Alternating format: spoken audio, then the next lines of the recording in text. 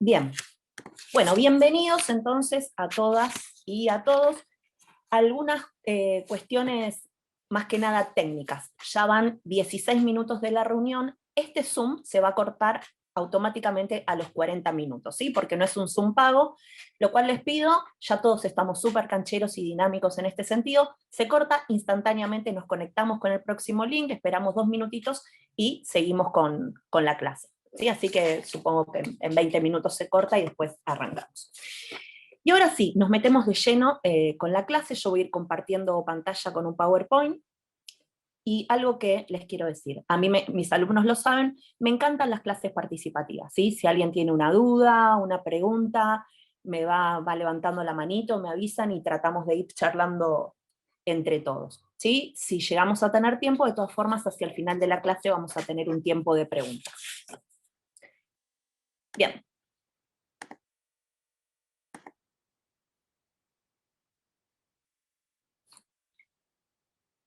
Espérenme un segundito.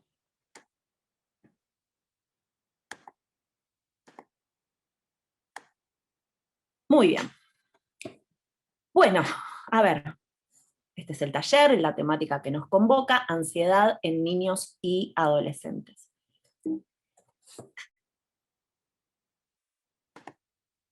Bien, me gustaría escucharlos a ustedes, con qué información vienen a esta clase. ¿Qué saben ustedes acerca de la ansiedad?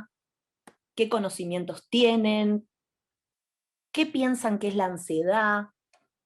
¿Qué síntomas conocen que tengan que ver con la ansiedad? Los escucho.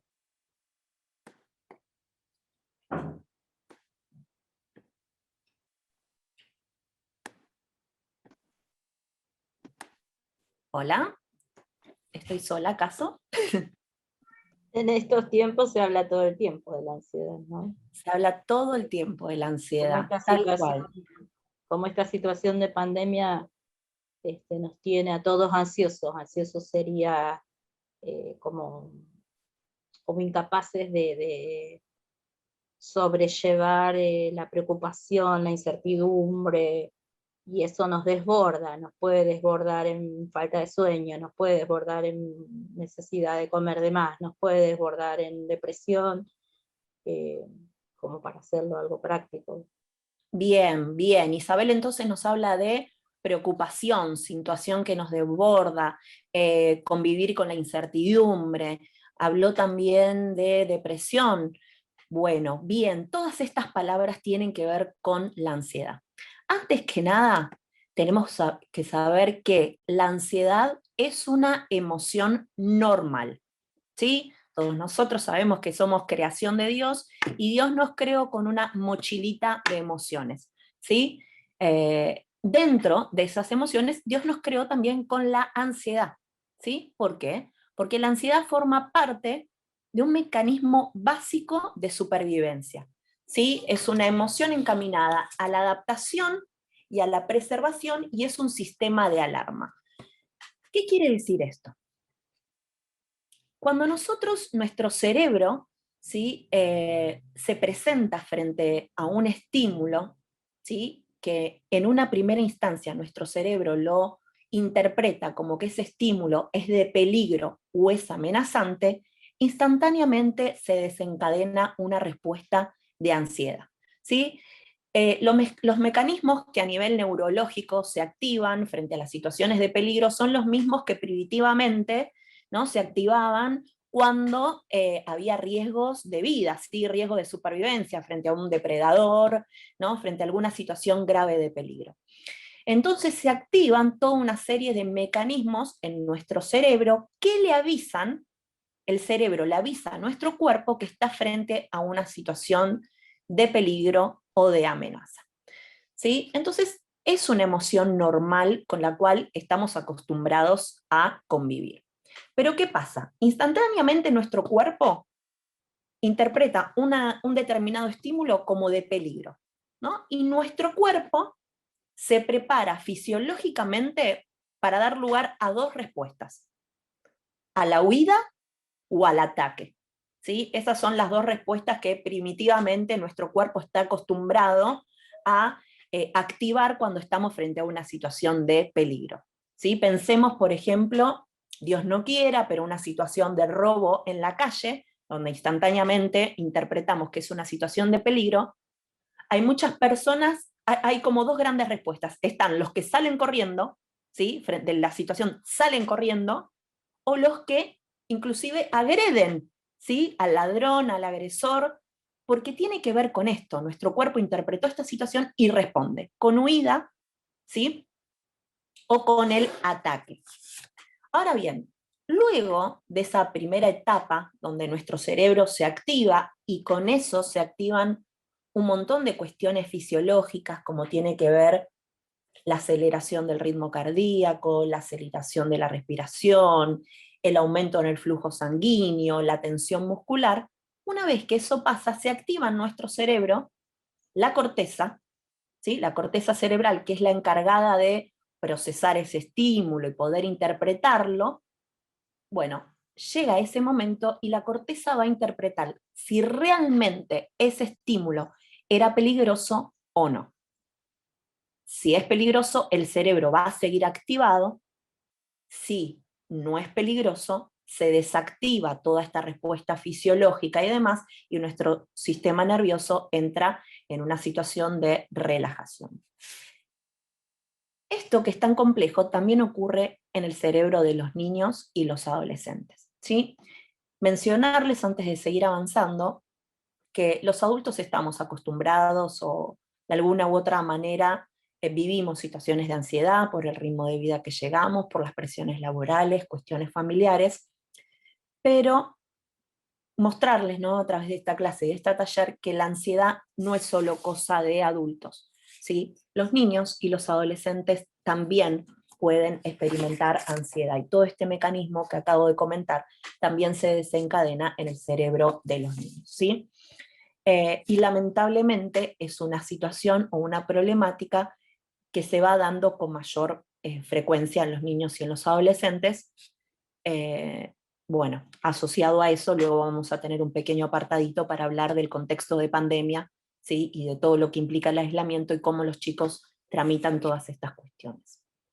Bien, entonces, en primer lugar, la ansiedad es una emoción normal. Por ejemplo, antes de esta clase, claramente yo estaba ansiosa, ¿sí? Tenemos un montón de inscriptos a la clase y instantáneamente mi cerebro dijo, oh, peligro. Entonces, se me acelera el ritmo cardíaco, transpiro, necesito moverme más, porque de alguna forma, instantáneamente mi cerebro lo identifica como peligro. Luego mi corteza empieza a procesar esa información y dice, Silvana, sos profesora, esto ya lo hiciste varias veces, Silvana, tenés cierto conocimiento del tema, vas a poder afrontarlo de esta manera. No. Entonces, instantáneamente ahí empiezo a ver que, bueno, la verdad que el estímulo no era tan peligroso como yo me lo imaginaba, ¿sí? Ya he participado de otras charlas, asisto a las clases con mis alumnos, entonces ahí me calmo y enfrento la situación con los recursos que tengo, ¿sí? Entonces la ansiedad es normal. Ahora vamos a ver cuándo la ansiedad traspasa los límites de lo que se considera esperable. Ansiedad y cerebro. No soy neuróloga, no me dedico a las neurociencias, pero brevemente les quiero leer qué pasa en el cerebro de los niños y los adolescentes cuando se desencadena esta respuesta de ansiedad, porque me parece interesante que lo podamos ver. La amígdala y el hipocampo son áreas del cerebro que se han vinculado con la emotividad y desempeñan un papel clave en la producción del miedo y la ansiedad, ¿sí? La amígdala es una estructura en forma de almendra que se encuentra en el cerebro y es un centro de comunicaciones entre las partes del cerebro que procesan las señales sensoriales entrantes y las partes que interpretan esas señales, ¿sí? Esto es un poco lo que les comenté recién. La amígdala alerta al resto del cerebro de que se está produciendo una amenaza con el objetivo de activar la respuesta correspondiente de miedo o ansiedad, generalmente la huida. Por su parte, el hipocampo codifica los eventos amenazantes en forma de recuerdos.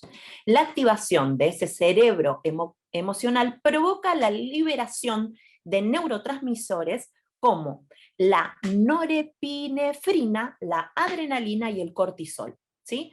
responsables de los cambios fisiológicos que experimentamos durante la situación de estrés o ansiedad, como el incremento del bombeo de sangre hacia los músculos de las extremidades para facilitar la huida, en tanto que los pulmones también se llenan de aire. Pero si la amenaza no es real y no logramos desactivar la mente para que deje su estado de alerta, generará problemas envolviéndose en un ciclo repetitivo. ¿Sí? Todos aquellos que en algún momento experimentamos alguna situación de ansiedad, sabemos que la ansiedad se vive en el cuerpo. ¿Sí? Mientras otras emociones pueden ser más cognitivas y demás, la ansiedad tiene un alto componente corporal, se siente en el cuerpo. Se acelera el ritmo cardíaco, se me sale el corazón por la boca, empiezo a transpirar, ¿sí? Se me tensan todos los músculos y demás. Esto tiene que ver porque el cerebro se ha activado. Bien, ¿cómo podemos reconocer que un niño o un adolescente tienen ansiedad? ¿Sí? ¿Qué pasa? Hay una gran diferencia entre los niños y los adolescentes y los adultos, ¿sí? Que tiene que ver con el desarrollo del lenguaje y tiene que ver con la capacidad para poder identificar las emociones, ¿sí? Y poder expresar las emociones. Se supone que nosotros, los adultos, que tenemos un mayor reconocimiento de nuestras emociones, un mejor desarrollo del lenguaje, podemos expresar cuando nos sentimos ansiosos, cuando nos sentimos angustiados, cuando sentimos miedo. Pero los niños y los adolescentes, ¿sí? Aunque los adolescentes ya se acercan un poquitito más a la posibilidad de poder expresar sus emociones, quizás les cueste un poco más expresar en palabras, ¿sí? Que se sienten ansiosos. Es raro que un niño de 7 años venga y diga, mamá, me siento ansiosa por la prueba que tengo mañana, ¿sí? ¿Qué va a aparecer en el niño o en la niña? Mamá, me duele la panza, mamá, no puedo dormir, mamá, tuve una pesadilla, ¿sí? Entonces la idea es que a través de estos cambios en estas 5 esferas o estos síntomas que se presentan con frecuencia, podamos estar alertas a que posiblemente nuestro hijo, nuestra hija, nuestro alumno, nuestra alumna o chico que acompañamos en nuestras comunidades de fe, por ahí esté presentando algún cuadro de ansiedad. ¿Sí? Entonces vamos a encontrar cambios en estas 5 esferas. Cambios fisiológicos, cambios emocionales, conductuales, cognitivos e interpersonales. Solo voy a nombrar algunos de ellos, pero la lista es realmente extensa porque cada niño es un mundo y puede expresar la ansiedad de diferentes maneras. Síntomas fisiológicos. Aparecen las quejas somáticas. Mamá, me duele la cabeza, mamá, tengo ganas de vomitar, mamá, venime a buscar al colegio porque me duele la panza, ¿sí? No tengo ganas de comer, se me cerró el estómago, ¿sí?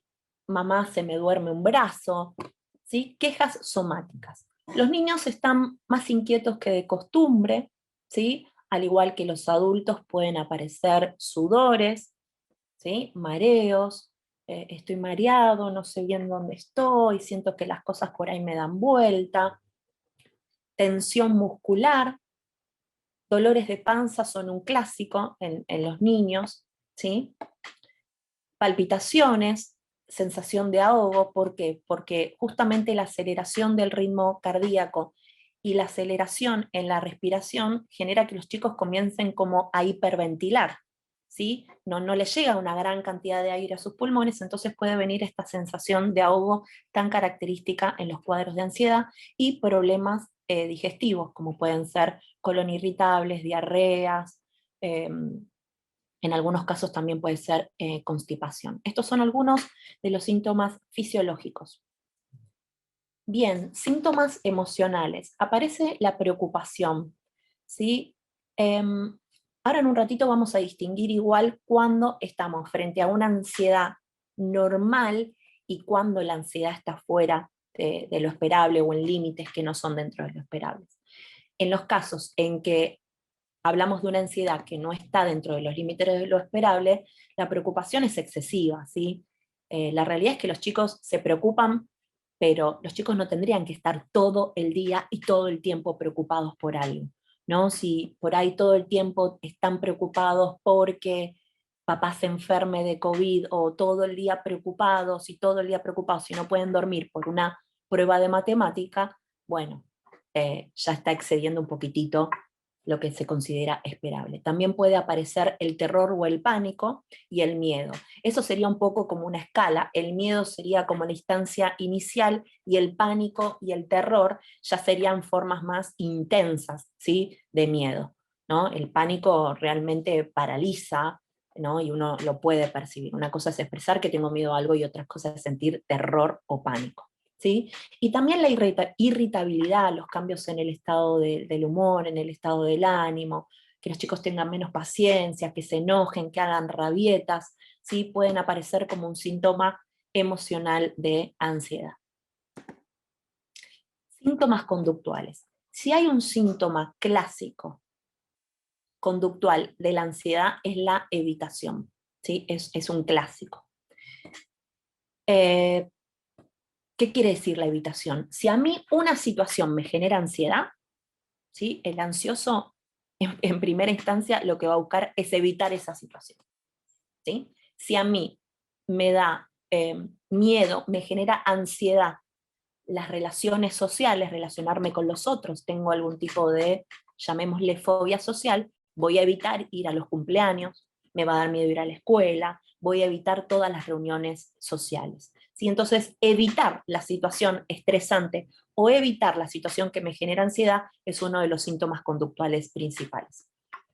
Conductas como comerse las uñas, chuparse el pulgar, agarrarse, hay muchos chicos que por ansiedad se hacen rulitos en el pelo y rulitos constantes y hasta pierden un mechón de pelo o el sector de pelo por ansiedad, ¿sí? Algunos puede ser también rascarse la piel y lastimarse, ¿sí? Morderse los labios, hay un montón de síntomas conductuales relacionados con la ansiedad. Conductas compulsivas es conductas que se repiten una y otra vez, ¿sí? Que el chico, por ejemplo, realiza para intentar calmarse, ¿sí? Supongamos, se enferma el papá con fiebre en este contexto y el chico tiene temor de que al papá le pase algo por COVID. Una conducta compulsiva sería que el niño o el adolescente vayan constantemente al padre a preguntarle, ¿ya te sentís mejor? ¿Ya te sentís mejor? ¿Te traigo algo? ¿Te tomaste la...? O sea, constantemente ir a comprobar si el papá se siente o no se siente mejor. Y asociado con esto, una conducta de hipervigilancia. Aquellos chicos que tienen ansiedad a algo están hipervigilantes con ese tema. Supongamos, hablando nuevamente del contexto actual, un chico que le genera ansiedad todo lo que tiene que ver con la pandemia y la situación de coronavirus. Bueno, probablemente cuando haya noticias en la tele o noticias en la radio, pare las antenitas y escuche qué están diciendo, y luego le pregunte a la mamá y al papá qué dijo, si había más muertos, si no, si los chicos se pueden enfermar, o quizás aparezcan estas conductas como compulsivas de lavarse frecuentemente las manos, ponerse alcohol en gel, que todos se hayan lavado, que asesorarse de que sus hermanitos y sus papás también se hayan lavado las manos, es decir, son conductas compulsivas e hipervigilantes. Bien. Síntomas cognitivos, ¿sí? Dificultad para prestar atención.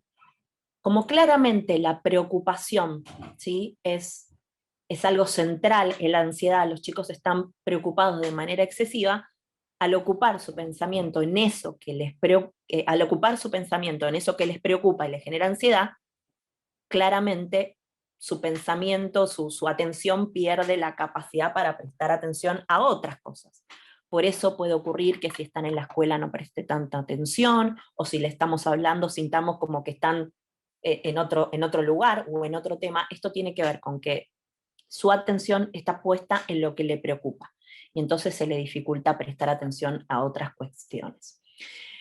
Predicciones y expectativas catastróficas y que esperan lo peor y piensan que no van a poder enfrentarlo. Bien, hablo de esta idea y ya en 5 minutitos se nos desconecta el Zoom y nos volvemos a conectar. Predicciones y expectativas catastróficas esperan lo peor y piensan que no van a poder enfrentarlo. ¿Qué significa esto? Frente a una determinada situación, tienen predicciones catastróficas, esperan lo peor. Por ejemplo, pandemia, Bueno, posiblemente un chico con ansiedad piense, ¿y si se muere toda mi familia? ¿Y si se enferma toda mi familia? ¿Quién me va a cuidar? ¿Qué hago yo si o sea, de todas las posibilidades que había, va a ir a la más catastrófica, ¿sí? El chico con un perfil ansioso, de toda la gama de los grises, se va a ir del blanco al negro. ¿Y si se enferman todos? ¿Sí? Y además a eso se le suma que piensa que no va a poder enfrentarlo. Las personas ansiosas, en este caso los chicos y los adolescentes, dudan de sus recursos para poder enfrentar esa situación. No solo la situación va a ser catastrófica, sino que yo no voy a poder hacer nada para afrontarlo. ¿Sí? O sea, no tengo ni recursos yo, ni recursos mi familia, para poder enfrentar esa situación tan trágica que me va a ocurrir. ¿Sí? Entonces se combinan dos cuestiones bastante complejas. La situación es catastrófica y no tengo recursos para enfrentarlo. Resultado, pánico. ¿Ok? Bien, a ver si nos da tiempo a uno más. Síntomas interpersonales. Pueden volverse chicos tímidos e introvertidos porque están tan ocupados, ¿sí? Son chicos que tienen como la atención en todo de lo que está pasando en su cabeza, ¿sí? En todas estas preocupaciones que se repiten una y otra vez, entonces pueden aparentar ser tímidos o introvertidos porque en realidad no tienen la energía suficiente para relacionarse con otros. Son muy sensibles a la evaluación negativa, ¿sí? Y muchas veces se puede generar una distancia social, ¿no? Por esto de no tener la atención puesta en las relaciones, ¿sí? A veces cierta dificultad para poder disfrutar de las tareas cotidianas puede llevar a que se distancien socialmente. Bien, vamos a desconectarnos todos ahora, así lo hacemos de manera prolija porque son 37 y 40, y nos volvemos a conectar y ya empezamos con la siguiente parte del taller, ¿sí? Bien, si bien la ansiedad, como les comentaba anteriormente, es una emoción que todos experimentamos, que es normal tenerla, que tiene que ver con un sistema de alarma y de supervivencia, hay veces que la ansiedad puede convertirse en un problema, ¿sí? Y es importante poder reconocerlo. Y quiero hacer un paréntesis, ¿sí? Y plantear una cuestión que particularmente me interesa. Acá quiero incluir a los niños, a los adolescentes y también a los adultos. Quiero plantear algo que no, a ver, nadie está exento de en algún momento de su vida vivir alguna situación o algún problema emocional. ¿Sí? Podemos ser cristianos, podemos haber hecho terapia, podemos haber sido criados en la mejor familia, pero no hay vacuna, ¿sí? Ahora que se escucha mucho el tema de las vacunas, no hay vacuna para las problemáticas emocionales o para los cuadros de ansiedad, para los cuadros de depresión. ¿Sí? Esto tiene que ver porque aún sigue habiendo cierto prejuicio con respecto a aquellas personas que sufren algún padecimiento emocional. ¿Sí? Hay como más facilidad quizás para decir, eh, no sé, tengo una problemática, tengo hipertensión, vos sabés que me medicaron por este problema, o tengo un problema en el riñón, pero hay todavía como quizás cierto prejuicio para hablar sobre el padecimiento emocional, ¿sí? Y comentarle a alguien lo que estoy viviendo es un cuadro de ansiedad, o mayor aún el prejuicio cuando se trata de nuestro hijo, niño o adolescente, de está viviendo un cuadro de ansiedad y quizás necesite ayuda profesional. ¿Sí? Lo que quiero decir es que nos puede pasar a todos, ¿sí? Que uno va a tratar de hacer todo lo posible para que esas cosas no ocurran, y ahora vamos a ver después conductas protectoras, pero que los niños que tenemos cerca en algún momento pueden vivir esto. Lo importante y la buena noticia es que hay un tratamiento que se los puede acompañar de manera favorable y demás. Pero no quería dejar de mencionar este tema que a veces me preocupa un poco, que es que muchas familias que por ahí atraviesan esta problemática tienen que vivirlo de casa para adentro porque cuesta mucho a veces socializar este tipo de problemáticas, ¿sí? Entonces a veces cuesta buscar ayuda o se retrasa la búsqueda de ayuda porque a veces da vergüenza o cierto temor decir que algún miembro de la familia está atravesando ya sea un cuadro de ansiedad, de ataques de pánico o de depresión, ¿no? Tratemos de que esas cuestiones no nos frenen a la hora de buscar la ayuda necesaria. Bien, ¿cuándo la ansiedad se convierte en un problema? Cuando la ansiedad se presenta con demasiada frecuencia, ¿sí? Cuando es demasiado intensa, cuando es desproporcionada respecto a la situación del momento y cuando interfiere en la vida diaria del niño o del adolescente y en su felicidad. ¿Sí? Es importante tener en cuenta esto y prender, como digo yo, la luz amarilla. ¿Sí? No digo de una la luz roja, pero si empiezo a ver con demasiada frecuencia los síntomas que mencionamos anteriormente, ¿sí? Todos los síntomas fisiológicos, conductuales, cognitivos, veo que se presentan con demasiada frecuencia, que son demasiado intensos, es decir, que mi intervención como mamá, como papá, como maestro de la escuelita, como docente de la escuela, no es suficiente. Siento que veo que el chico no se puede regular. Noto que es desproporcionado respecto a la situación y que interfiere en la vida del chico, del adolescente y en su felicidad, luz amarilla. ¿Sí? ¿Qué implica la luz amarilla? Que quizás yo tenga que socializar esta situación con alguien más, posiblemente con un profesional, no digo para iniciar de una un tratamiento, pero sí por lo menos para que el chico o el adolescente sea evaluado por personal capacitado e idóneo que me diga, mira, el miedo que tiene tu hijo o el alumno está dentro de lo que evolutivamente es normal. Por ejemplo, a una determinada edad, no poder dormir por tener miedo a la oscuridad es normal, es un miedo evolutivo. ¿Sí? Entonces es el profesional el que sabe qué miedo está dentro de lo esperable o qué nivel de ansiedad está dentro de lo esperable y cuando ya estamos en lo que estrictamente es una problemática de ansiedad. Entonces, lo que yo tengo que hacer como papá o como persona que acompaña a un niño es estar atento a estos indicadores que mencionamos. Y si en algún punto percibo alguna de estas cuestiones que es demasiado frecuente, demasiado intenso, que el niño o el adolescente no lo puede manejar, que es desproporcionado y que ya le está interfiriendo demasiado en la vida cotidiana, luz amarilla y una consulta profesional. ¿Sí? Lo puedo consultar con el pediatra, con el psicólogo y que evalúen. Lo más probable es que en ese momento se haga una evaluación, lo que se conoce como una evaluación psicodiagnóstica, ¿sí? Que consiste en tomarle al niño y a la familia una serie de entrevistas y posiblemente pruebas, los test que los psicólogos utilizamos para evaluar cómo es el nivel de ansiedad del chico. Una vez que esa evaluación se hace, el profesional está en condiciones de hacer una devolución a la familia y decirle si efectivamente esa ansiedad está o no está dentro de lo esperable. Pero es un profesional el que tiene que realizar la evaluación. ¿Por qué digo eso?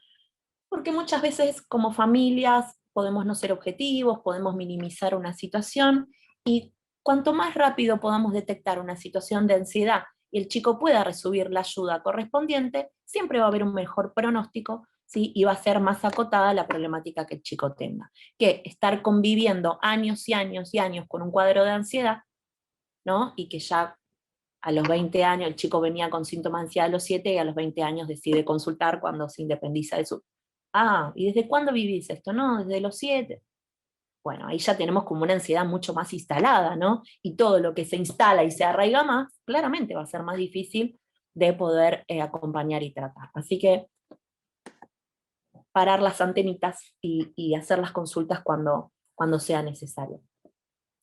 No quiero dar una clase de psicopatología porque no es el objetivo, pero sí quiero mencionarles cómo llamamos los psicólogos o los manuales, ¿sí?, de psiquiatría actuales a los cuadros de ansiedad que pueden presentar los chicos. Supónganse que el profesional ya hizo la evaluación diagnóstica y le dice a la familia, la verdad que sí, su hijo está atravesando un cuadro de ansiedad y va a necesitar algún tipo de ayuda terapéutica para poder sobrellevarlo. Bien, puede ser esos síntomas de ansiedad, al igual que como nosotros vamos al médico y le contamos una serie de síntomas, el médico lo encasilla en un cuadro, como por ejemplo usted tiene gastritis, usted lo que tiene es una colitis viral, no sé, bueno, los psicólogos trabajamos de la misma manera, entre una serie de síntomas, los agrupamos y eso nos da un determinado cuadro. Hay que tener mucho cuidado con los diagnósticos, y esto hago un mea culpa como profesional de la salud mental que acompaña a niños y adolescentes con los diagnósticos en la niñez. ¿Sí? Hay una frase que a mí me gusta mucho que dice, los diagnósticos en la niñez se escriben con lápiz. Hay que tener cuidado, ¿por qué? Porque corremos el riesgo de etiquetar a un niño, ¿sí?, de por vida, como sos un ansioso, sos un fóbico, sos un TOC, ¿no? Y no es la idea. ¿Por qué sí un diagnóstico? Porque cuando un profesional y una familia conoce el diagnóstico, sabe cuál es el tratamiento para ese diagnóstico. porque la fobia no se trabaja de la misma manera que el trastorno de ansiedad generalizada. Entonces, diagnóstico simplemente para conocer la forma en que lo voy a trabajar, ¿sí? Para saber cuál es el mejor tratamiento para el chico, pero no para etiquetar, ¿sí? Entonces, dentro de los cuadros de ansiedad se pueden presentar el trastorno de ansiedad generalizada. Ahora los vamos a ver mínimamente porque, como les dije, no quiero que esto sea una clase de psicopatología, pero me gustaría que ustedes sepan de qué hablamos cuando hablamos de estos cuadros. Trastornos de ansiedad generalizada, trastornos de ansiedad por separación, trastorno obsesivo compulsivo, trastorno de angustia, fobia específica, fobia social y trastorno de estrés postraumático. El trastorno de ansiedad por separación, muy frecuente en niños, ¿sí? Tiene que ver con el miedo o la preocupación de que algo malo va a ocurrirle, ya sea al niño o a su figura de apego, que puede ser la mamá o el papá cuando están separados. Como consecuencia de esta creencia, el niño evita la separación de la figura de apego. Es decir, el niño o el adolescente piensa que cuando se separe de la mamá, algo malo le va a ocurrir, ¿sí? O a él, o a su mamá, o a su papá. Aquí encontramos niños que no quieren ir a ningún lado, a dormir a ningún lado, no van a la casa del primo ni del amigo, porque ¿qué pasa si yo me voy a dormir y se incendia mi casa y a mis papás les pasa algo? ¿Sí? Estos ejemplos que estoy dando son reales, ¿eh? No son exagerados ni nada de eso. ¿Qué pasa si entran ladrones a mi casa y le pasa algo a toda mi familia y yo me quedo sin mi mamá y mi papá? Trastorno de ansiedad por separación. ¿Sí? Que es distinto, por ejemplo, una situación esperable al niño que inicia la escolaridad y tiene miedo de separarse de su mamá o no quiere separarse de su mamá y llora en la puerta del colegio. Esa ansiedad por separación es normal, es evolutiva y es esperable. ¿Sí? Ahora, yo no puedo hacer nada separado de mis papás, tengo 10 años y no puedo ir al quinto campamento que organizó la iglesia porque tengo miedo que a mis papás les pase algo, es otro el panorama. Trastorno de ansiedad generalizada es una tendencia a preocuparse por una amplia gama de posibilidades negativas de que algo malo vaya a suceder. Son estos chicos que se preocupan por todo el tiempo. Por el trabajo del papá, por la enfermedad de la abuelita, por la prueba que tengo mañana. Trastorno de ansiedad generalizada. Esa ansiedad es un intento de tener varias cosas bajo control al mismo tiempo. ¿Sí? Imaginen lo que es la cabecita de ese niño o de ese adolescente. Trastorno de ansiedad social o lo que se conoce como la fobia social. ¿Sí? Miedo y evitación de interacciones sociales o desempeño social debido a la creencia de lo que los demás evaluarán negativamente al niño. La fobia social es el miedo a las relaciones interpersonales. ¿Sí? Entonces, el chico evita ir a cumpleaños, no quiere ir a la escuela y llora porque no quiere ir al colegio, tiene un alto número de inasistencias a la escuela, ¿sí? Evita todo lo que tenga que ver con las relaciones sociales. Fobias específicas son miedos intensos a diferentes estímulos que no necesariamente son peligrosos. Miedo a un perro, miedo a los insectos, miedo a cualquier cosa que se les ocurra, tiene en el manual de psiquiatría el nombre de una fobia. Miedo a las cucarachas, miedo a lo que se les ocurra. ¿Sí? Esas son las fobias específicas. A la oscuridad, a las arañas, a los ruidos fuertes, ahí menciono. Trastornos de pánico. ¿Sí? Trastorno de pánico o su sinónimo crisis de angustia es cuando ya el miedo sobrepasa el umbral de lo tolerable para nuestro organismo y aparecen los tan conocidos ataques de pánico. ¿Sí? Que experimenta miedo a sufrir ataques de pánico inesperado, lo que implica comúnmente varios síntomas y miedos a morir o a volverse loco. El ataque de pánico es un exceso de energía que el cuerpo ya no puede tramitar y todo exceso de energía nuestro cuerpo necesita descargarlo de alguna manera. Entonces, cuando ya el niño o el adolescente viene tratando de sobrellevar situaciones de ansiedad y no las pudo abordar, puede venir el ataque de pánico, ¿no? Que es una crisis donde aparecen toda una serie de síntomas fisiológicos, como les comentaba anteriormente, pero aparecen como de manera repentina. La aceleración del ritmo cardíaco, taquicardia, sudoración, tensión en los músculos del cuerpo, temblores. Y esta sensación que describen todas las personas que sufren ataques de pánico, que es esta sensación de temor a morirse o temor a volverse loco, porque es tan fea, por eso se llama crisis de angustia, y tan intensa la angustia que se vive en ese momento, que no entienden bien qué es lo que les está pasando, entonces aparece esta sensación y este miedo a que se están muriendo o a volverse loco. Por eso cuando llegan muchas veces a las guardias personas con crisis de pánico, los médicos dicen: quédese tranquilo, usted de esto no se muere, lo que usted está viviendo es una crisis de angustia. Y la agorafobia implica un temor y una evitación de situaciones agorafóbicas comúnmente debido al miedo a sufrir, es decir, evitan situaciones, evitan ir a espacios públicos, evitan ir a la escuela, porque tienen miedo y temor que este trastorno de pánico que quizás les agarró en la casa, les agarre en otro contexto y no sepan cómo manejarlo. ¿Sí? Aquellas personas que en algún momento experimentaron un ataque de pánico, lo que más quieren es que eso no vuelva a ocurrir. Entonces puede venir acompañado de una agorafobia. No quiero salir de mi casa, el niño o el adolescente no quiere salir porque tiene miedo de que eso ocurra en otro lugar donde no estén la mamá y el papá. Decirles que los ataques de pánico cada vez son más frecuentes. Yo trabajo en una escuela, trabajo en el gabinete psicopedagógico de un colegio secundario, y todos los años me convocan algún profe, algún aula, porque algún chico tiene una crisis de angustia o un ataque de pánico en el aula. Es decir, estas cosas ocurren en la escuela, no sé si alguno de ustedes trabaja en alguna escuela, pero eh, los chicos tienen ataques de pánico no solo en sus casas, sino que esto ya empieza a aparecer con más frecuencia en el ámbito escolar. ¿Sí? Bueno, esta materia está destinada a futuros profesores de psicología, también acá tenemos a futuros profes de música, y la idea es que también tengamos herramientas como docentes, ¿sí? Para interpretar si algún alumno que estoy viendo algún cambio de conductas, algún cambio de actitud en el aula, esté posiblemente atravesando alguna situación de ansiedad. Falta de atención o inquietud, ¿sí? Por lo mismo que les comentaba anteriormente, porque es difícil cuando uno está excesivamente preocupado en algo prestar atención, en este caso a cuestiones del colegio. Problemas de asistencia, también por lo que les mencionaba anteriormente, por este temor a las relaciones sociales, por temor a tener ataque de pánico en el colegio, por temor a enfrentarme con una prueba. Un chico que venía regularmente a la escuela y de repente empieza a faltar reiteradamente, me llama la atención, ¿sí? Un chico que tiene una buena asistencia que de repente comience a faltar frecuentemente.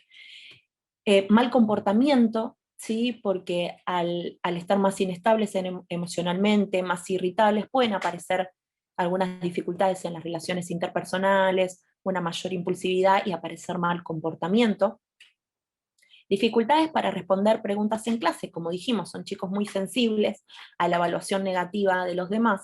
Entonces, si un chico tiene un perfil ansioso o está atravesando una situación de ansiedad y por ahí el profe de inglés le dice: Juanito, ¿podés leer en clase el párrafo? Y se quede como paralizado y no pueda responder porque siente que es una situación de exposición en la cual se siente evaluado, tiene miedo a leer mal, tiene miedo a que le agarre una crisis de ansiedad. Bueno, probablemente sea de los que se escondan y no quieran participar. Visitas frecuentes a la enfermería. Hablamos de las quejas somáticas. ¿Sí? Los chicos que están atravesando alguna situación de ansiedad probablemente le pidan constantemente a la senio ir a llamar a sus papás o ir a la enfermería porque otra vez le duele la cabeza, otra vez le duele la panza, ¿sí? O tienen ganas de vomitar o tienen muchas ganas de ir al baño. Entonces, atentos si tenemos alumnos o acompañamos a chicos que constantemente están pidiendo ir a la enfermería. Probablemente algo estén atravesando. Problemas en algunas materias, ¿sí? O sea, a raíz de la falta de atención, de la falta de concentración, pueden aparecer dificultades en algunas materias, probablemente en aquellas materias que el chico le resulten más difíciles o sienta que tiene menos recursos para afrontar, probablemente aparezca algún tipo de dificultad ahí. No entregar las tareas, ¿sí? Ojo, no sospechemos que todos los chicos que no entregan las tareas hay un cuadro de ansiedad atrás. Esto, todos los que somos docentes, y los que son alumnos ahora no vengan con esta excusa: profes, que tengo un cuadro de ansiedad. ¿Sí? No digan eso porque ahí los mando al psicólogo.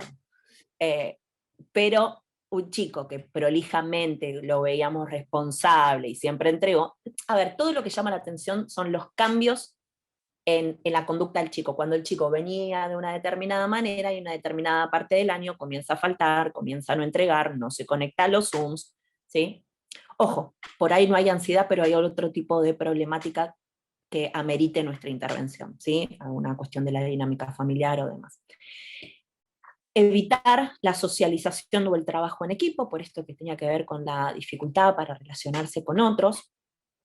También aparece mucho, y esto mucho en secundario, que se usa esto de trabajar en grupo y pasar adelante para exponer. En el colegio hemos tenido estas situaciones de profes que me han venido a hablar porque determinadas chicas o chicos cuando tenían que exponerse iban al baño llorando porque no lo querían hacer, porque eso les generaba un exceso de ansiedad. Y como les comentaba, los ataques de pánico o crisis de angustia ya están presentes adentro de la escuela, ¿no? Es algo que también puede ocurrir y que como docentes tenemos que saber cómo acompañar, ¿sí? Y ahora después vamos a ir a ese punto, cómo podemos acompañar si esto nos llegara a ocurrir en el aula. Entonces, si noto algo de esto, nuevamente, luz amarilla. Quizás amerita que como docente me comunique con el equipo de orientación, con la psicóloga, la psicopedagoga del cole, y le transmita mi preocupación como docente de que estoy detectando esto en algún alumno. Y ahí, bueno, se desencadenarán las intervenciones necesarias, como citar a la familia o demás cuestiones. Hacer derivación profesional. Bien, creo que no es una novedad para todos nosotros que la pandemia, ¿sí? Generó su efecto claramente negativo en la salud emocional, en la salud mental de los adultos y por supuesto también de los niños y de los adolescentes. El aislamiento, el estar adentro de casa, el no poder ir a la escuela, la presencia de un virus que no conozco, la posibilidad de que se enferme un amigo o alguien de mi familia. Bueno, son todos, en este caso, estímulos de peligro. ¿Se acuerdan que eh, una de las cosas que evalúa nuestro cerebro es si realmente el estímulo al cual estoy expuesto representa un peligro real o no? Bueno, una pandemia es un peligro real, ¿sí? O sea, no hay forma de minimizar una pandemia, sí hay forma de acompañar al chico, dosificarle la información, tratar de contenerlo, pero hay una pandemia, el riesgo de enfermarse es real, las muertes son reales, entonces acá estamos frente a una situación de peligro real para los seres humanos. Entonces, claramente se vieron intensificados los cuadros de ansiedad en la población en general, ¿sí? Fundación INECO, que es una fundación donde trabaja el neurocientífico Facundo Manes, no sé si lo conocen. Ellos hicieron una investigación, porque hacen muchas investigaciones que tienen que ver con el tema de salud mental, realizaron una investigación para indagar estas cuestiones y algunas de las conclusiones a las que llegaron es que el contexto generado por el COVID-19 afecta de manera notoria el estado emocional y el estilo de vida de los y las adolescentes porteñas. Los adolescentes reportaron la presencia en sintomatología emocional frecuente, como ansiedad, desánimo y sentimientos de soledad, en un porcentaje amplio en la muestra con impacto en el grado de satisfacción con la vida. Claramente, los síntomas de ansiedad, de angustia, de soledad y de desánimo afectan e impactan la satisfacción con la vida, ¿sí? O sea, este es un gran tema. Las mujeres adolescentes se sintieron más afectadas que los hombres. Los chicos quieren encontrarse con sus amigos, quieren volver a la escuela, quieren visitar a sus abuelos. Necesitamos el contacto social, ¿sí? El contacto social es así, es como una vacuna simbólica o emocional que nos protege, ¿sí? Del malestar emocional. Y lamentablemente esta pandemia nos aleja de nuestros afectos, nos aleja de las personas que son importantes para nosotros. Muchos chicos manifestaron temor al retorno escolar y gran parte de ellos refirió miedo a no poder recuperar el ritmo y preocupación por la modalidad académica. Aquellos chicos que puede ocurrir dos cosas con la pandemia, a grandes rasgos, pueden ocurrir una gran cantidad de cosas, pero a grandes rasgos dos. Que se desencadene una situación de ansiedad en un niño o un adolescente que hasta ese momento no había sufrido un cuadro de ansiedad, es decir, puede actuar como un desencadenante o bien puede actuar como un intensificador de un cuadro de ansiedad. ¿Sí? Desencadenar o intensificar.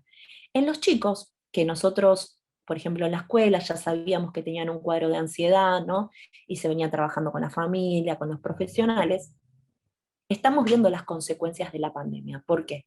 Observamos justamente los que les comenté anteriormente. No quieren volver a la escuela, les cuesta mucho la integración vincular, se acostumbraron a estar seguros adentro de su casa, ¿sí? Aislados, y tenemos una gran cantidad de chicos con esta problemática, que les cuesta mucho retomar la escuela y retomar las relaciones porque se quedaron parados en el miedo. Bien, Bueno, y acá por último existe una importante necesidad de los adolescentes de ser escuchados por las autoridades gubernamentales. Bien, algunos datos de UNICEF, que también realizó sus investigaciones. A ver, estos son primeros datos. La pandemia va a dar para investigaciones a posteriori por años y años y años, y vamos a conocer con el tiempo cuál fue realmente el impacto en la salud mental de los niños y los adolescentes la situación de pandemia. Un 27% de los jóvenes reportaron un mayor porcentaje de ansiedad y un 15% de depresión. La clase de hoy no es de depresión, pero quiero decirles que así como la ansiedad está presente en niños y adolescentes, lamentablemente también la depresión, ¿sí? Que uno piensa que el bajón, bueno, es algo de adultos, no, la depresión como cuadro clínico también está presente en los niños y en los adolescentes, que ya le aviso a mis alumnos que va a ser el tema para la clase post-receso de invierno. Y también, lamentablemente, hoy tenemos niños con ideación suicida, ¿sí? No es del todo frecuente, pero tenemos ya niños de 10, 9 años sin ganas de vivir y que lo expresan, ¿sí? Con lo cual, la problemática es compleja. Por lo cual, estoy muy contenta de que esta clase se haya abierto y seamos más y más los que visibilizamos estas problemáticas, las hablamos, las ponemos sobre la mesa, no les tenemos miedo y nos capacitamos para poder acompañar a los niños y a los adolescentes con los cuales trabajamos. 1 de cada 2 siente menos motivación para realizar actividades que normalmente disfruta, es decir, la mitad, si es 1 de cada 2, la mitad de los niños y los adolescentes notó una baja en la motivación para disfrutar de actividades que generalmente disfrutaba. Yo lo vi en casa. ¿Sí? Yo soy mamá, además, de una niña de 10 años y de un adolescente de 13 años.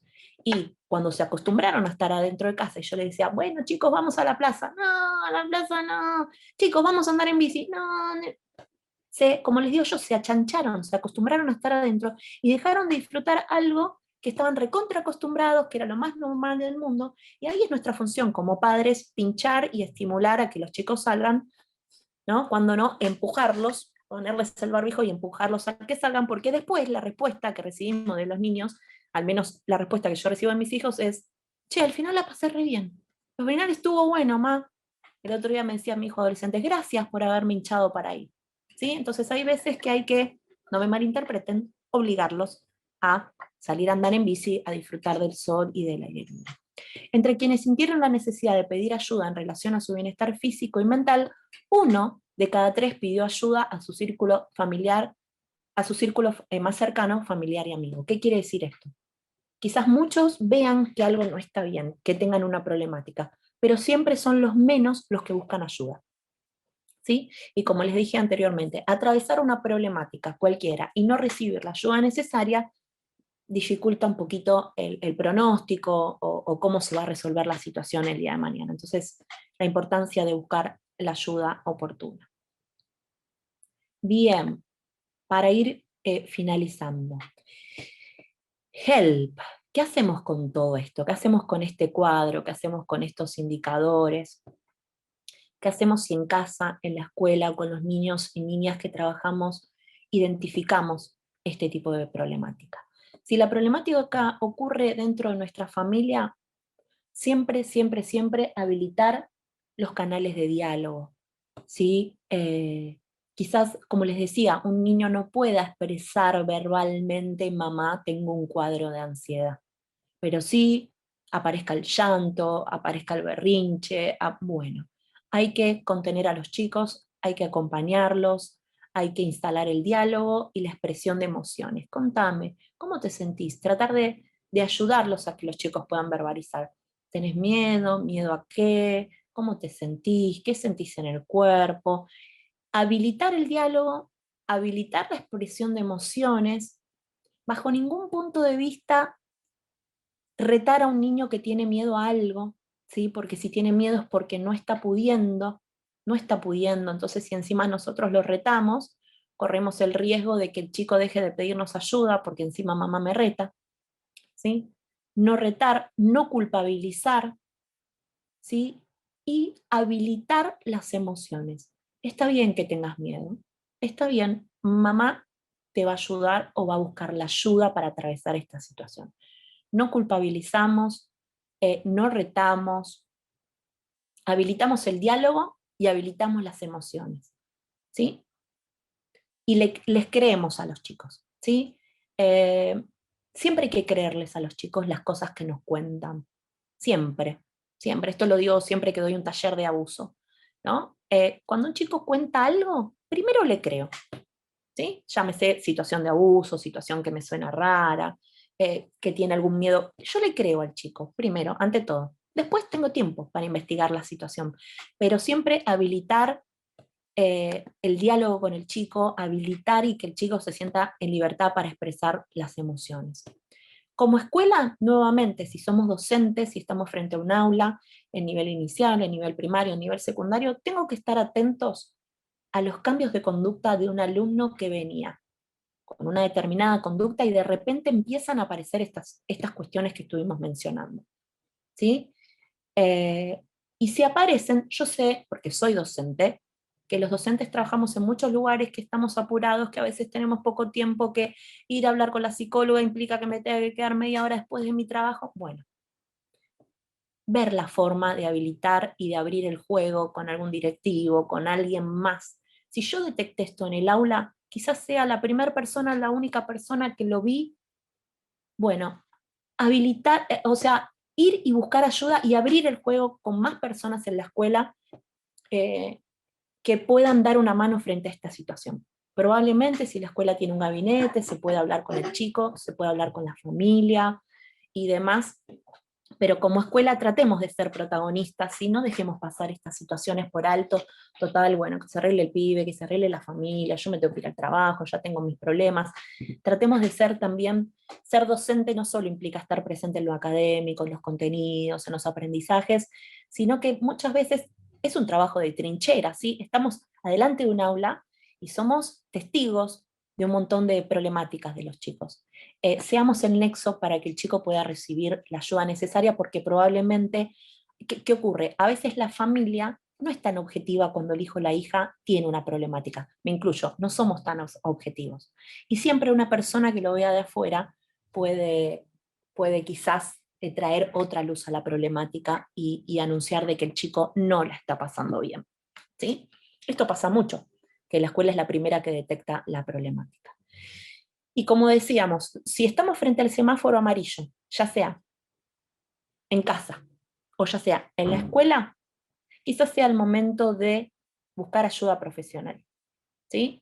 Si soy mamá o papá, buscar una consulta con el pediatra, con el médico, ¿no? Primero hay que descartar también que estos síntomas, en primer lugar, no estén asociadas a algún tipo de problemática orgánica, ¿sí? Hay temas como el hipertiroidismo y otras enfermedades que pueden desencadenar síntomas similares. Así que nunca está de más, inclusive está indicado una consulta con el pediatra, donde le podemos contar los síntomas que tiene, descartar cualquier patología o cualquier cuestión en el cuerpo, y una vez que eso se haya descartado, bueno, pensar en que puede deberse a alguna cuestión emocional. Entonces, buscar ayuda profesional, no tener miedo a buscar la ayuda necesaria, porque los profesionales estamos capacitados para acompañar al niño y a su familia. Digo al niño y a su familia, ¿por qué? Porque siempre, esto lo trabajé con mis alumnos desde el comienzo de la cursada, cuando uno como profesional trabaja con el niño, indefectiblemente trabaja con la familia. ¿Sí? No hay forma de hacer terapia con un niño si yo no trabajo con los padres y con la familia de ese niño. ¿Sí? Si yo quiero hacerlo mejor por mi pacientito, como le decimos nosotros, voy a tener que trabajar con los padres. ¿Sí? En los casos de ansiedad, lo que se hace es un trabajo psicoeducativo con los padres, donde psicoeducativo se le enseña a los padres y se los educa con respecto a qué es un cuadro de ansiedad, cómo se lo acompaña, qué es esperable en un cuadro de ansiedad y por supuesto se les da herramientas para acompañar al hijo. Bien, quiero pasar brevemente, quizás alguno de ustedes haya ido en algún momento a alguna consulta con un terapeuta, quizás muchos de ustedes no, y se pregunten cómo se trabaja la ansiedad en el consultorio. Si mi hijo o mi hija tiene ansiedad, si estoy derivando a un chiquito que consulte con un profesional, ¿cómo van a trabajar con el niño? Estos son un poco las herramientas y los recursos dentro de un tipo de terapia que se llama terapia cognitivo-conductual, y estas son algunas de las herramientas que trabajamos con los chicos, ¿sí? Esto lo estuvimos viendo con mis alumnos, por eso lo retomo.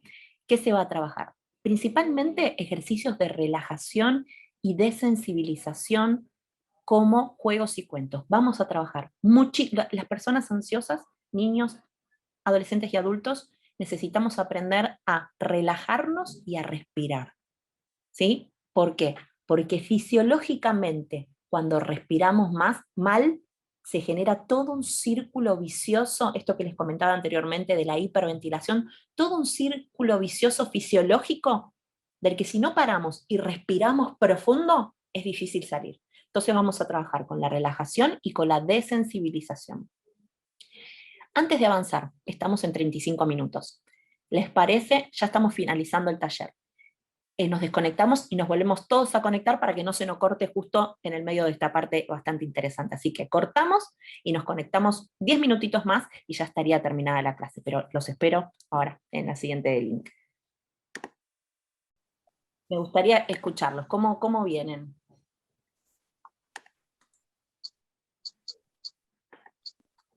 Están muy silenciosos todos. Bien. Bueno, yo soy de Chile. Saludos a todos. ¡Ay, bien! ¡Qué bueno! ¡Bravo! Y sí, mira, me parece espectacular. Yo, dentro de algunas cosas que desarrollo, trabajo con adolescentes, jóvenes a través de fundaciones y también en un proyecto educacional, porque hicimos, hoy día aquí en Chile, bueno, tendencia a nivel mundial en lo que son los homeschool. Entonces, Ajá, sí.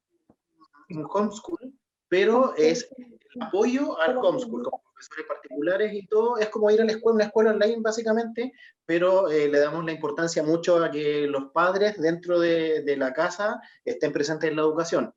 Y fíjate que nos hemos dado cuenta porque estamos trabajando mucho con el tema de las emociones en los niños, hemos hecho talleres de emociones saludables para profesores, nosotros también como parte de la directiva y todo. Yo no soy profesor, no soy pedagogo ni nada, pero yo soy publicista de profesión. Y aporto en la parte creativa y en todas las cosas. Y me he dado cuenta que es fundamental el tema emocional en la educación hoy día, en este tiempo. Y fíjate que nos hemos enfocado un poquito solamente, hemos dado una tónica un poquito más relajada a las clases, a que los niños lo pasen bien y que disfruten.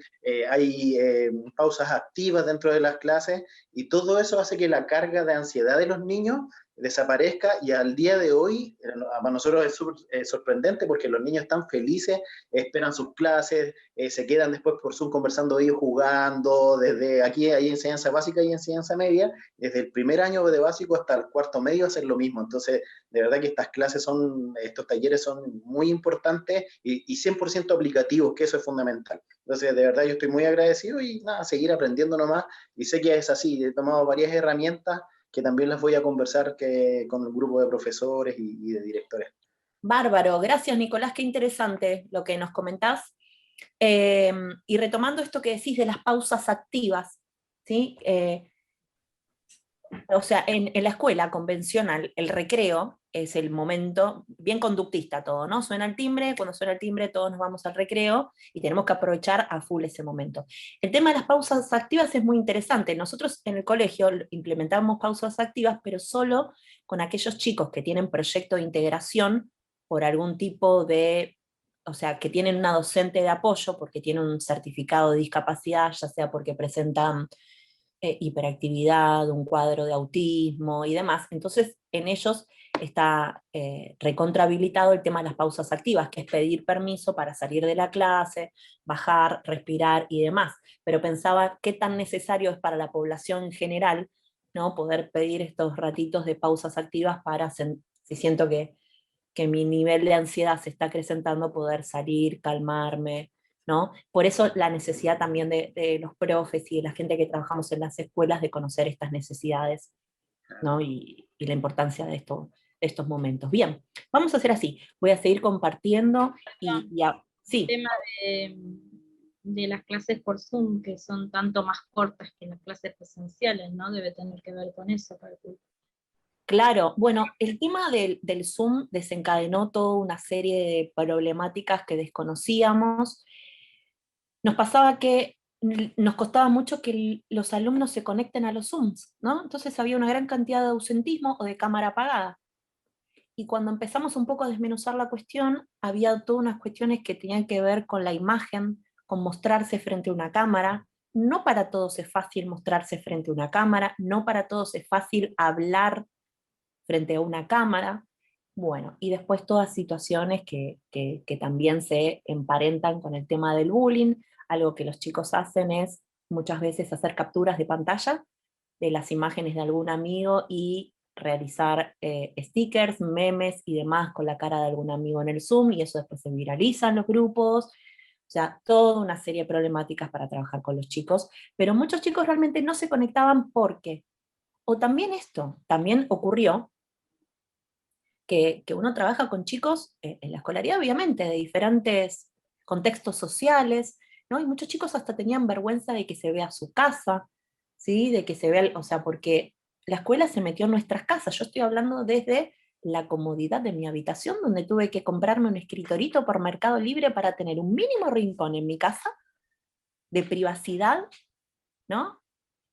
Mis alumnos ya conocen a mis hijos porque siempre aparecen por aquí atrás, pero nos metimos en las casas de los alumnos y los alumnos se metieron en nuestras casas y a veces no es fácil mostrar mi casa, mi contexto, que aparezca algún familiar. Bueno, son todas situaciones que desencadenaron toda una serie de cuestiones que como personas que trabajamos en la escuela claramente tuvimos que abordar. Bien, Profe, avanzo. Sí, ¿puedo sí, sumar algo a la pregunta de... sí, claro que sí, Silvia.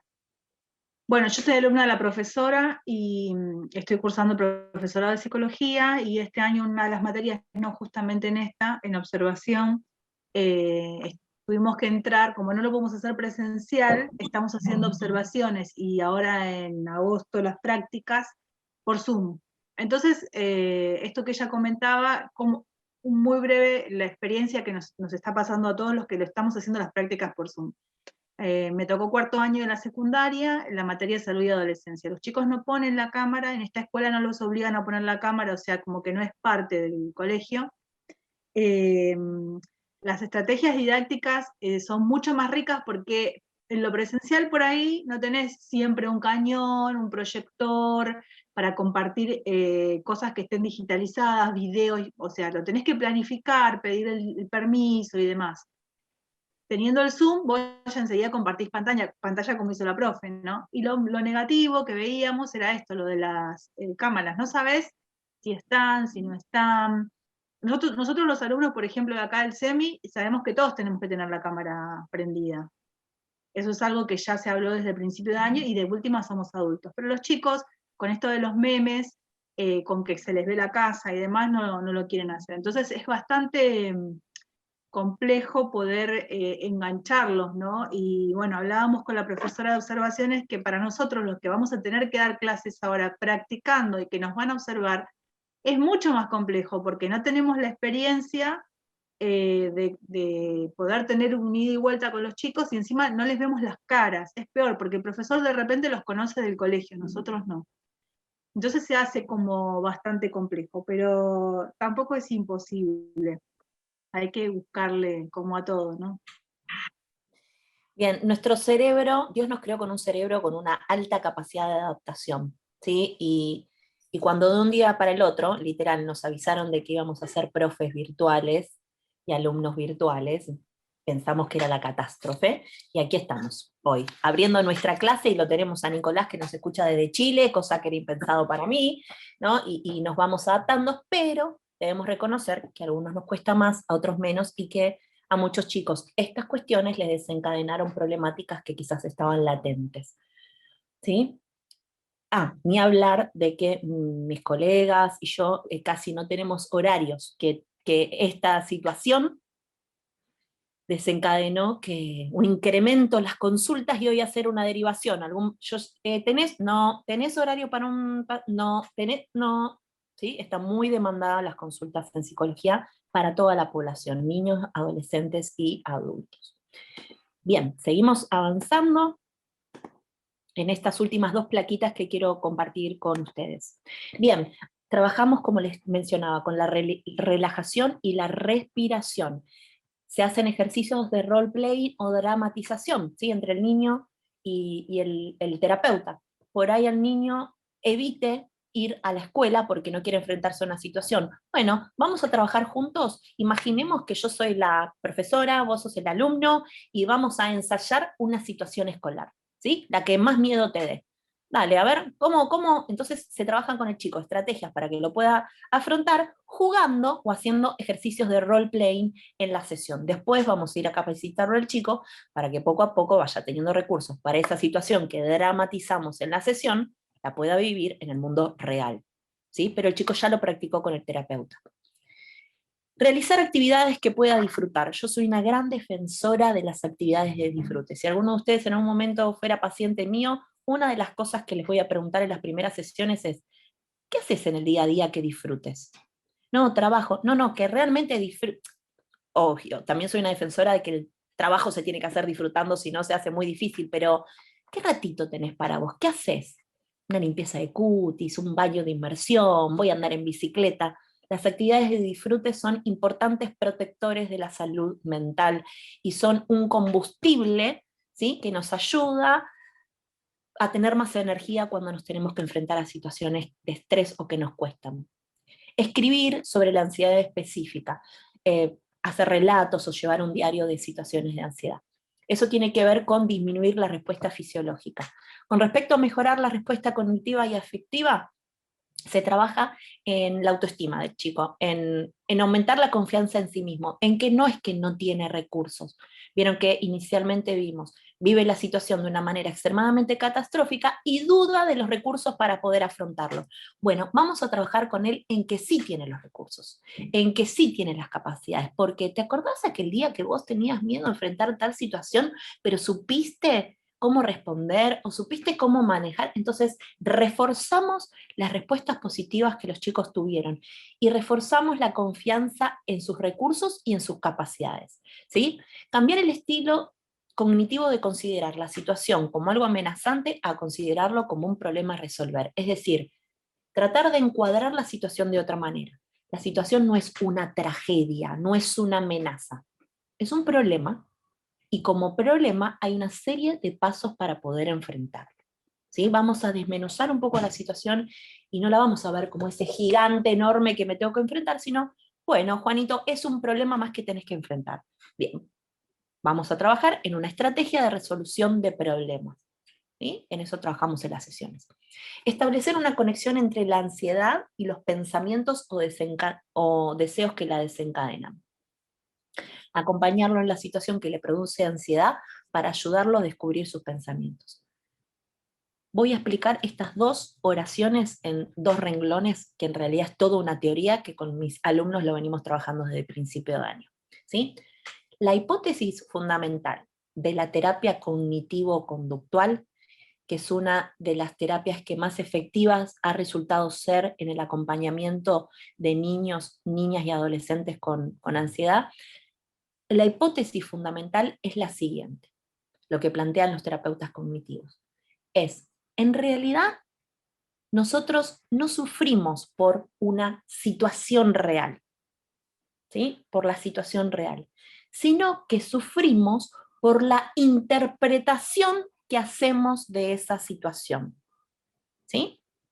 Es decir, a ver, me genera ansiedad haberme peleado con mi compañero, ¿sí? No estoy sufriendo o presentando ansiedad por la pelea con mi compañero, sino por la interpretación que hago de esa pelea. Por ejemplo, si yo esa situación la interpreto, mi amigo nunca me va a querer, soy la peor amiga, nunca más voy a tener amigos, esta situación es realmente trágica, me voy a quedar solo, no estoy interpretando la situación de una manera equilibrada, saludable, sino que la estoy interpretando como muchísimo más trágico de lo que es, ¿sí? Entonces los cognitivos van a decir, no sufrimos por la situación real, sino por la interpretación, por la cadena de pensamientos que se desencadenan por esa situación. Y a su vez los cognitivos lo que plantean es, esos pensamientos o esa forma de interpretar esa situación, a la vez va a desencadenar una serie de emociones Y a su vez, estas emociones van a desencadenar una serie de conductas. Lo que ocurre en las personas con tendencia a la ansiedad o con un perfil ansioso es que interpretan las situaciones de una manera mucho más catastrófica de lo que en realidad son. La ven mucho más pandemia. Me voy a morir, se va a enfermar toda mi familia, no me va a llegar la vacuna, toda la familia X muerta por COVID. Bueno, baja un poco la pata. Una distorsión cognitiva, otro término para aquellos que se anoten en la carrera, van a ver conmigo en psicología. Distorsiones cognitivas son maneras erróneas de pensar, ¿sí? Que son características en los cuadros de ansiedad, en los cuadros de depresión. Una de ellas es el pensamiento todo o nada o el pensamiento blanco y negro. De que esté todo bien a de repente nos morimos todos y va a estar todo mal. Y no va a quedar un ser humano en la faz de la Tierra. Bueno, lo que yo voy a ayudar a mi paciente a ver es que hay una gran cantidad de grises en el medio que hacen que la situación sea mucho más variada y flexible. ¿Sí? Hay una pandemia, pero en el medio pueden ocurrir millones de cosas. ¿Sí? Entonces yo tengo que sacar a mi pacientito, niño, niña, adolescente, del pensamiento catastrófico o del pensamiento todo nada. ¿Sí? Bajarle los pies a la realidad y decirle, bueno, para, ¿vos sos sano? Sí. Ah, ¿tenés alguna enfermedad? No. Ah, bueno, ¿y vos te lavas las manos? Bueno, los grises, ¿sí? Tan importantes en la vida. ¿Quién? Levanten la mano, ¿quién no? ¿Quién jamás ha pensado en términos todo o nada? Creo que todos en algún momento tendemos a tener algún tipo de pensamiento catastrófico o siempre me haces esto, nunca va a cambiar, todo o nada. Ojo con los todo o nada porque en el medio hay una gran cantidad de grises preciosos. Bien, entonces, si yo detecto que el chico tiene esta distorsión cognitiva de evaluar la situación mucho más catastrófica de lo que en realidad es, tengo que trabajar, ya lo decía la Biblia, en su manera de pensar para que así cambie su manera de sentir y cambie su manera de actuar. Si yo quiero, como terapeuta, como objetivo, es que mi paciente deje de evitar situaciones sociales, tengo que trabajar en su emoción, tengo que hacer el corrido inverso. Y tengo que trabajar en cómo interpreta la situación, porque probablemente la esté interpretando más grave de lo que es. ¿Sí? Si yo ayudo al paciente a pensarlo de otra manera, de una manera más equilibrada, eso va a influir en que se sienta más tranquilo y en que se sienta más capacitado para enfrentar la situación. Ese es el ABC de la terapia cognitiva que es para un curso de 1 año, más o menos. Modificar la conducta a través de desarrollar la autoobservación de los pensamientos, las emociones y la conducta, y entrenarlo en estrategias de afrontamiento de la situación específica. Esto, autoobservación de pensamientos, emociones y conductas, como nosotros en el día a día y en la vorágine en la que vivimos no hacemos este trabajito para identificar la forma en que pensamos las situaciones, qué emoción desencadenó, bueno, trabajamos con diferentes registros, con cuadros y con juegos que ayudan a los chicos a que se detengan a pensar en esto, en cómo pensaron esa situación, qué emoción les desencadenó, qué conducta generó, y ver, el último ítem del cuadrito con el cual se trabaja es si puedo pensar esa situación de una manera alternativa que sea más saludable. ¿Sí? Y obviamente voy a trabajar en esto que tiene que ver con las estrategias de afrontamiento. Eso es para el ámbito terapéutico, ¿sí? Eso netamente lo hacemos los profesionales de la salud mental que trabajamos con niños y adolescentes que tienen ansiedad. Conductas protectoras que podemos implementar todos, ¿sí? Padres, madres, docentes, maestros de escuelita bíblica, líderes y demás. Acá tenemos a nuestro cerebrito que nos vino acompañando anteriormente con ansiedad, con miedo, con sudoración. Bueno, grandes protectores frente a la ansiedad, frente a la depresión y al malestar en general. El juego, ¿sí? Hoy los chicos se destina cada vez menos espacio para el juego. No quiero demonizar la tecnología, pero la tecnología muchas veces reemplazó el momento del juego simbólico, el momento del juego creativo, el momento de imaginar, de disfrazarme con lo que encuentro, y eso es un tema, ¿sí? El juego protege a los niños, ¿sí? Acá tenemos a otro también jugando. El deporte. El deporte, hoy vas a un médico, vas a un psicólogo, vas a un psiquiatra, vas a un fonoaudiólogo, vas a cualquier profesional y te van a indicar que hagas deporte. ¿Sí? ¿Por qué? Porque así como expliqué anteriormente, el mecanismo a nivel neurotransmisores que se desencadena con la ansiedad, que se desencadena el cortisol, se desencadena la adrenalina y todos estos sustancias químicas que tienen que ver con el estrés, con la ansiedad, el deporte genera el efecto inverso. Desencadenan todas sustancias que nos protegen, desencadenan hormonas que tienen que ver con el bienestar, que tienen que ver con la felicidad, que nos calman, que nos generan sensaciones placenteras. ¿Sí? No es solo el deporte para quemar las calorías, es el deporte porque tengo un beneficio a nivel emocional. ¿Sí? Acá está esta nubecita como haciendo yoga, pero esto tiene que ver con la relajación, con la respiración, el cerebrito con un corazón, esto apunta a la importancia de... A mí me gusta decir que, ¿vieron que se habla de aislamiento social, preventivo y obligatorio? Yo quiero desterrar la palabra aislamiento social. Es distanciamiento físico. Yo me distancio físicamente de las personas, pero no socialmente. ¿Sí? Yo tengo que tener esta distancia de 2 metros de mi cuerpo con respecto al cuerpo del otro. Es una distancia física, pero no tendría que ser una distancia social. ¿Sí? Yo tengo que encontrarle la vuelta para que en un contexto donde es extremadamente necesaria la distancia física, para no contagiarme, no enfermarme, no me tengo que distanciar socialmente. Y me la tengo que rebuscar, ¿sí? A través de las plataformas, a través de encuentros al aire libre, a través de encuentros, para no distanciarme socialmente de las personas que me hacen bien. Entonces, esto va para niños, para adolescentes y para adultos, las relaciones sociales, el buen descanso, ¿sí? Hay chicos que tienen síntomas de ansiedad, pero porque duermen 5 horas por día, porque se quedaron hasta las 4 de la mañana jugando a la Play, y al otro día están súper irritables. El descanso, la buena alimentación, la relajación, el juego, la vida al aire libre, son todos protectores de la salud mental y que todos podemos implementar. Bien, muchísimas gracias. Ahí tienen mis datos por si en algún momento quieren contactarme por mail para profundizar algunas de estas cuestiones. Bien, hasta aquí mi exposición, hasta aquí lo que tenía pensado compartirle a mis alumnos y lo hemos abierto a todos ustedes. Si alguno de ustedes tiene, a ver, hasta aquí mi exposición y quiero abrir mínimamente un tiempito de preguntas. El que necesite irse por una cuestión de horario está en libertad, pero si alguno quiere abrir un poco el diálogo, aquí estoy en la medida en que pueda responderlo. Muchas gracias. Algunas devoluciones. Hola, soy Estela de Río Negro. Hola, Estela.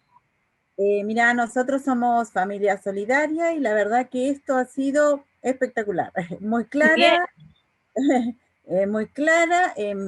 Yo me anoté a la clase porque realmente me interesan los temas, porque bueno, de hecho trabajamos con niños y bueno, para saber cómo acompañarlos y detectar rápidamente cuál es la situación para ponerlo en manos de, como vos decís, los profesionales que corresponden. Porque bueno, es nuestra tarea, es la tarea que nos ha encomendado el Señor y tratamos de hacerlo lo mejor posible. Y gracias porque, bueno, la verdad que nos hace re bien estas clases. La verdad que sí. A mí también me hacen bien. me sirven mucho, sí.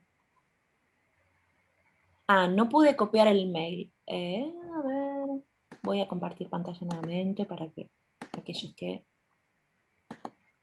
Bien, ¿alguien más que quiera preguntar algo, que tenga alguna duda? Bien. Profe, ¿le puedo hacer una pregunta? Va, no sé si Sí. pregunta, pero yo entré por Samu, que es un amigo mío, por Gabriel. Yo también lo que estabas hablando recién con respecto a los alumnos de que no prenden la cámara, yo también veía algunos memes en Instagram porque algunos chicos, por ejemplo, tienen problemas familiares adentro de su casa y hay mucho grito o hay muchas problemáticas, ¿no? Y a veces puede ser por eso también, ¿no? Que a veces no quieren prender la cámara. Sí, claramente, claramente. No solo es por cuestiones físicas de la casa, sino que es entrar a la casa de los alumnos, y los alumnos entran a nuestra casa con todo lo que eso implica.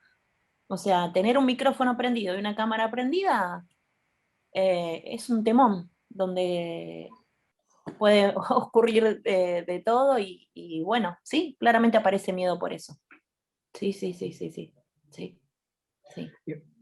Y creo, es más, yo como estoy estudiando en la facultad también me pongo a pensar, y hay chicos también de, bueno, de más o menos de mi edad y más grande, que también casi todos están con la cámara apagada y Sí. también, o sea, pero Ojo, no no porque, todo, no todo tiene que ver con miedo y ansiedad. Está el que tiene la cámara apagada y mientras aprovecha para hacer otras cosas, o el que se duerme la siesta mientras la profe está en clase. Eso también puede llegar a pasar y ha pasado. Hemos visto de todo en este contexto.